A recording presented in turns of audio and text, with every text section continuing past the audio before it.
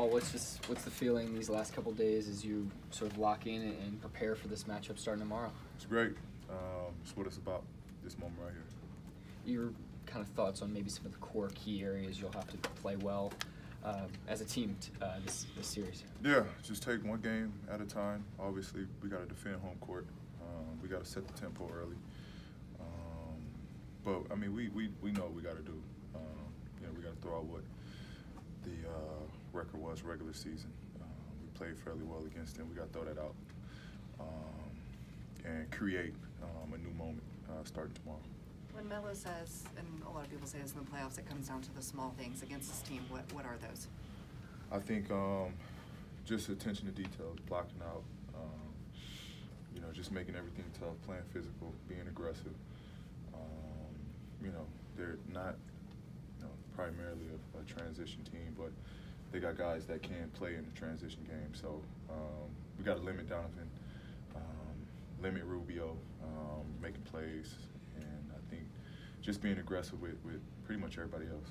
Paul, defensively, they're really good at forcing guys into shots that they want you guys taking, whether it's, you know, long twos and that kind of stuff. How do you attack that so you can still get shots that you like, threes and shots at the rim? Yeah, I think you know, in a way we don't fight it. I think we just be decisive with what we want to do. They're gonna give us, whether it's mid ranges or, you know, kick out threes. We have to have the mindset to take those. We just can't be indecisive about it. You know, whether we should shoot it or we shouldn't shoot it or try to play at the rim. I think whatever we do, we just got to be decisive on it. Is part of it, like, when you put up those mid-range shots, is part of it just kind of keeping Gobert honest with the way that he likes to drive back and trying to keep the defense honest in that sense? Yeah, absolutely. I think we got great guys in the mid-range game, in pick and roll with myself, Russ, Melo. So if that's how they're gonna guard us, we got to exploit that and you know, force them to make the change in their schemes. PG, you mentioned regarding Donovan, you guys faced him so early in the season that Andre was the guy who was primarily on Donovan for most of those possessions. I mean, is that something that you're going to take on, guarding Donovan for a Georgia possession? Yeah, I'm used to it. I'm used to this. Y'all ain't met Playoff P yet, huh? I'm used to these matchups. I'm used to playing against the best offensive guy during these moments. So, you know, that'll be my role. Not to say Corey won't guard him, but that'll definitely be my role, especially late games, is to take that matchup. Okay, so that was my next question. They say big-time players like big-time moments. What is playoff PG like? Man, it's a fun guy to watch. You know, it's an out-of-body person where, you know, I just lock in and put myself into a different zone. PG, I know that person. So with that being said, when you got that phone call coming here, you heard you're going to be playing with Russ and Melo, did you envision the fourth seed and having home court advantage? And some people think y'all can go deep if you don't play together. Absolutely. You know, I didn't. Of course, I thought, you know, with what we had, the talent we had, you know, I didn't see us being at fourth, but I saw us in this moment getting ready for the playoffs and you know, knowing what we all bring as individuals into the playoff. You know, I thought about that, and that's what, you know, had me excited when I first got here, and you know, I still have that same excitement. So looking forward to choking this thing off. Paul, you mentioned that balance when you're guarding the #1 guy and also having the energy to find your offense as well. I mean, how do you feel about that balance going into the playoffs and knowing that you're going to have Donovan for a lot of those assignments? Honestly, you know, I'm not as tired as people may think. It's almost like a different gear. You know, it's a different feeling.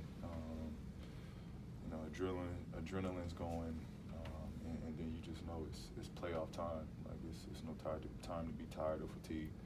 You just go into a different place, and I've been good at that, being able to guard the primary guy, and then in Indiana being the go-to guy.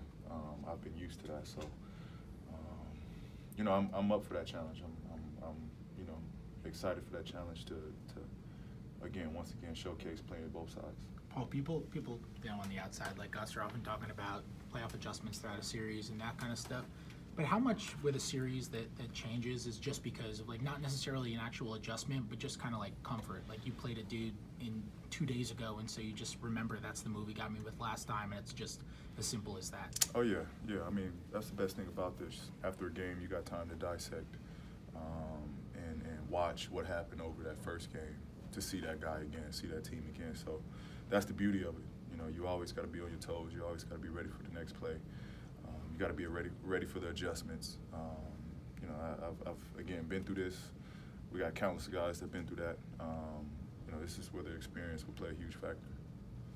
Paul, over the last couple of days, there's been a lot of conversation about Brian Davis, the TV announcer, and some of the comments he made in y'all's last game of the season.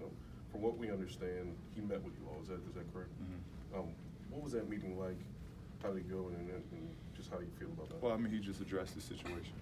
You know, that was it. He addressed the situation. You know, we'll. That's not where our focus is right now. It happened.